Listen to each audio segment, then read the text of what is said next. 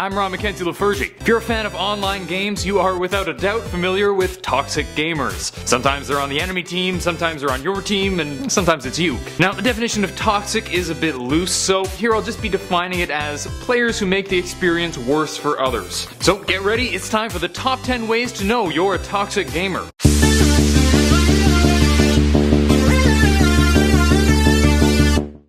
Number 10. You seem to always get toxic people in your game. You know what they say, if it smells like poo everywhere you go, look under your own shoe. Some people constantly complain about getting stuck with toxic people in every game, but a lot of the time, you're doing it to yourself. Either through passive-aggressive comments or, calling teammates names. Toxicity breeds more toxicity. So if you find yourself getting in a bunch of arguments with jerks, maybe check to make sure you aren't the jerk yourself. Number 9. You cheat. This is self-explanatory. If you hack in multiplayer games to give yourself an advantage, you're pretty much a piece of garbage. You ruin your experience by making the win mean nothing, and you ruin the experiences of other players by making it impossible for them to actually win. It's one thing if you secretly enable mods in Age of Empires against a friend and destroy his base with a monster truck. It's another to use aimbots or wall hacks in a CSGO tournament. And if you do, you're toxic. Number 8. Team killing. You know who you are. I don't care if you're having a bad day, I don't care if one guy's doing badly, I don't care if it's just a joke, bro. It's not funny. If it's your friend, then it's a little funny, but still, don't do it. I don't care if it's CSGO, COD, Chivalry, any time you kill teammates on purpose, you're being toxic. And if you do it a lot, you're toxic. Number 7. Intentionally losing a game. This is along the same lines as the last one. It doesn't matter how angry you are, don't lose on purpose. There's almost always at least one nice person on your team. If you make them lose just because other people are being jerks, you're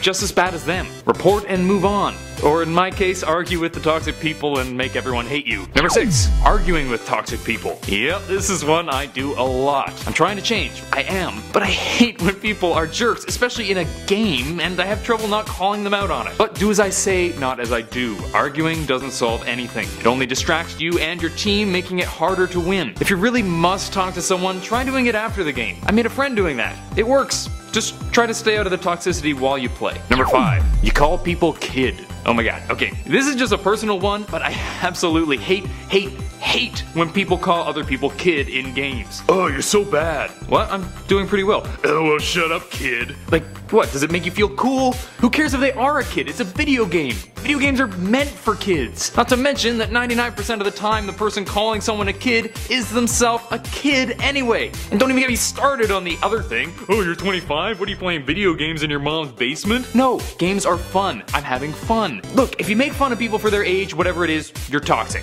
End of story. Number 4. You insult people's mothers. And you're serious. Look, we've all made your mom jokes jokingly to our friends. They can be pretty funny when said ironically. But if you actually think that the best way to express your frustration is to tell a human being that you hope their mother dies or that she's fat or whatever, that's not healthy. Kinda like the guy the other day who said he wanted my entire family to get cancer and die. Don't be that guy. That guy's a jerk. Number 3. You use racial slurs. Duh.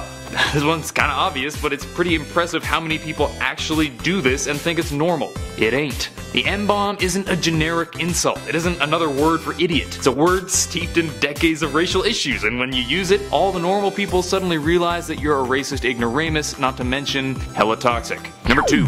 Berating your teammates. I hate this so much. Look, I get that you are a god among men. I know you make absolutely no mistakes whatsoever, even in that game where you went 0-10 because that was totally the jungler's fault. But don't yell at your teammates just for being bad. People don't suddenly get better because they're told they're stupid. For me, the absolute worst instance of this is when people create a new account to play against new people, then insult them. Of course you're better than them. They're new. I'm not against smurfing as a rule, but if you do smurf, don't be a jerk about it. If you were against Faker, you'd be getting wrecked too. Just stop. Number 1. You've been banned for your toxicity. This is basically the indicator of toxicity. Are some people wrongfully banned? Sure. Does it happen often? Not really. In most games, bans are the result of a bunch of people thinking you're toxic and reporting you in several games. If you end up banned, you've almost certainly been toxic as hell in a bunch of games. I know you have excuses, but you know who else has excuses? Literally everyone who has ever been banned ever. If you get banned, have a look back at your recent behavior and maybe change things up a bit. That's it for today. Hope you guys enjoyed, and if you did, please smack that thumbs up button and subscribe to Top 10 Gaming for more videos. What's the verdict? On a scale of 1 to 10, how toxic are you? Let me know in the comment section down below. Until next time, I'm Ron Mackenzie Lafergie with Top 10 Gaming. Later, gamers.